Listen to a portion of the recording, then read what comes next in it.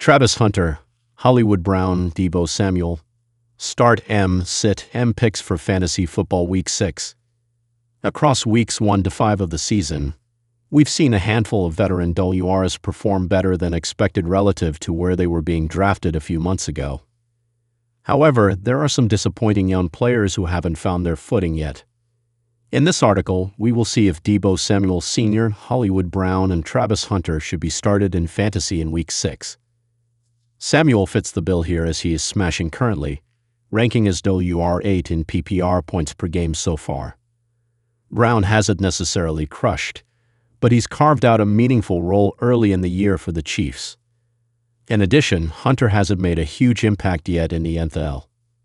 So, should fantasy managers start Samuel, Brown, and Hunter in Week 6? Let's dive in and find out. Should I start Deebo Samuel Sr. for fantasy football? Samuel has firmly entrenched himself as a must-start player in fantasy this season. He's been the engine of the Washington offense with Terry McLaurin, quadriceps, missing multiple games. Samuel leads the team with a 27% TPR, 2.11 YPRR, and is 7th in the league with 30 total receptions. In the 2 games that McLaurin has missed, Samuel has racked up 14 catches on 17 targets for 168 yards and 2 touchdowns. In Week 5 against the Chargers, Samuel had a season-high 11 targets, and no other Washington skill player had more than 2. The connection between Samuel and quarterback Jaden Daniels is clearly growing and should continue to strengthen as the season progresses.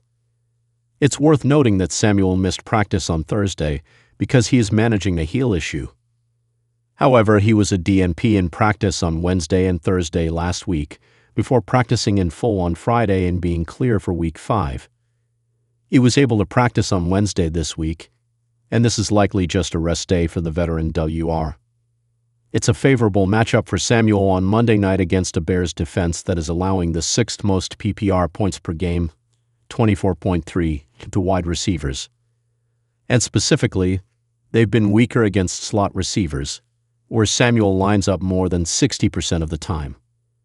Chicago is allowing the 6th highest yards per target, 8.2, to slot receivers, but could be getting its top nickel corner, Kyler Gordon, hamstring, back from injury this week. That will be a fun matchup to watch. Samuel can be fired up as a solid WR1 in Week 6. Should I start Hollywood Brown for fantasy football? Hollywood Brown has been a useful piece for fantasy managers this season.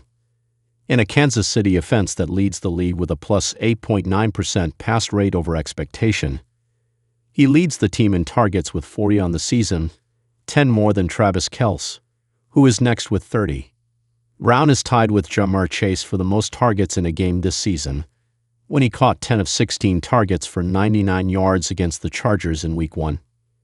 Despite playing his lowest percentage of offensive snaps of the season at 51.6% against the Jaguars, Brown drew 8 targets, his most since Week 1. He only caught half of them for 48 yards.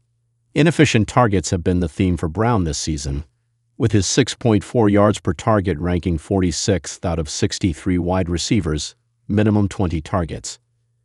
The speedy WR gets a favorable matchup to potentially exploit against Detroit the week before star WR Rashee Rice returns from suspension. They've allowed the 4th most PPR points per game, 24.6, to opposing receivers this season.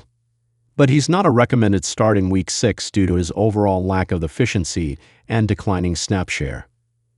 Should I start Travis Hunter for fantasy football?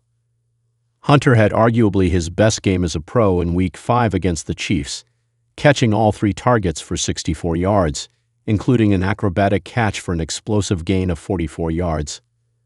The 22-year-old's offensive usage has been inconsistent so far, with 8 targets in Week 1 still standing as his season high. He's been dynamic with the ball in his hands when given the opportunity, and his chances to make plays should come in future weeks.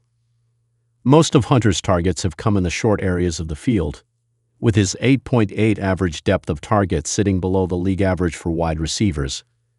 But we know all about his ability to win vertically and in contested catch situations.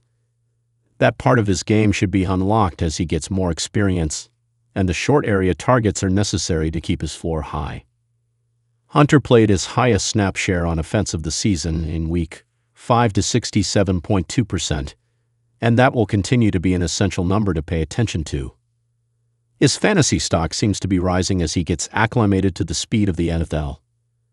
The weekend he draws a matchup with a beat-up Seattle secondary that just let fellow rookie WNBA Buka go for 7 catches, 163 yards, and a touchdown. Hunter will project as a FLX option with some upside in Week 6, but doesn't need to be started in all 12-team leagues.